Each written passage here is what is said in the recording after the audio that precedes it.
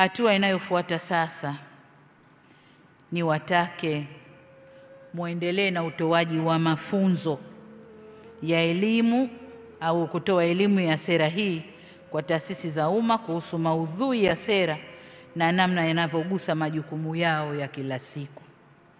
Na hapa nimeona timu kubwa tu ya mabalozi wastaafu, lakini wamestaafu bado wana nguvu, wanaweza wakatumika kwenye kazi hii. Mkawapangia kazi maalum ya kukaa na sekta mbalimbali, sababu wizara mko bizi sana, wao wakaipitia vizuri sera hii na wakakaa na sekta mbalimbali kueleza majukumu yao kuendana na sera hii na zaidi kupitia ule mkakati na kutafsiri kisekta kwa kila sekta inayohusika.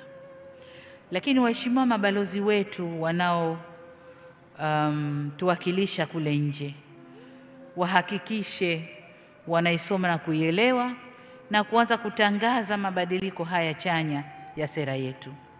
Kumbukeni, sera hii inatutaka kuwa na diplomasia inayowahusisha wananchi kwa kupata taarifa za utekelezaji wa kazi zenu pia.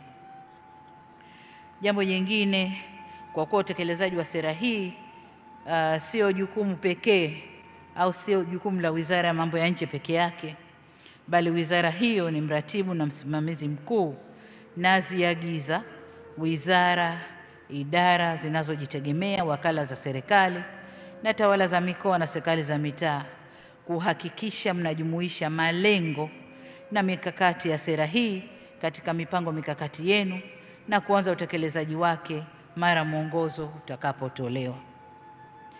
La nne, kuendelea kulinda uhuru na heshima ya nchi yetu. Kama nilivyosema, kuna maendeleo makubwa ya teknolojia, na kwa kutumia teknolojia watu duniani wanaweza kufanya wanavyotaka, wanaweza kutusema wanavyotaka, wanaweza kutoa matamko wanayotaka. Niwaombe, katika matamko yanayotoka ni vyema wizara na vyombo vyetu vya ulinzi na usalama mkajibu kwa haraka, mkachukua hatua za haraka, aidha kutoa ufafanuzi, kukanusha, au kama ni la kweli kukubaliana na kuchukua hatua za kurekebisha. Lakini tusiwe shamba la bibi kwamba kila mtu anaweza kuja akasema analolitaka, lipo Tanzania halipo, watu wakajisemea tu.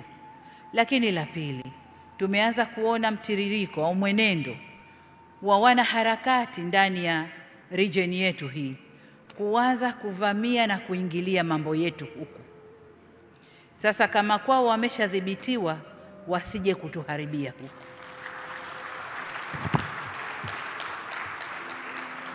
Tusitoe nafasi. Walishaharibu kwao, walishavuruga kwao, nchi iliyobaki haijaharibika. Watu wako na usalama na amani na utulivu ni hapa kwetu. Kuna majaribio kadhaa. Niwaombe sana vyombo vya ulinzi na usalama na nyinyi wasimamizi wa sera zetu nje kutoa nafasi kwa watovu wa adabu wa nchi nyingine kuja kutovuka hapa kwetu. Hapana.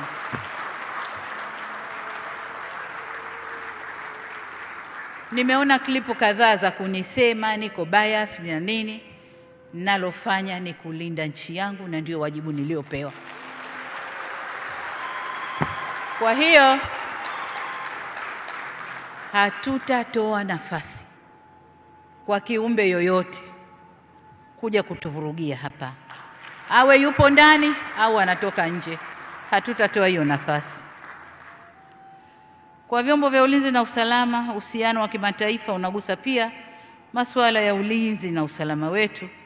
Kipekee nitumie nafasi hii kuvielekeza vyombo vya ulinzi na usalama kuhakikisha kuwa usalama wa nchi yetu ndani na nje ya mipaka yetu unaangaliwa kwa karibu zaidi.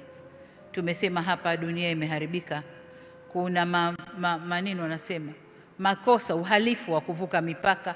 Kuna mambo kadhaa ambayo yanatuathiri na sisi huku, ugaidi na mambo mengine. Niwaombe muwe makini katika hilo. Kwa Watanzania wanaoishi nje na raia wa nchi nyingine wenye asili ya Tanzania au maarufu diaspora.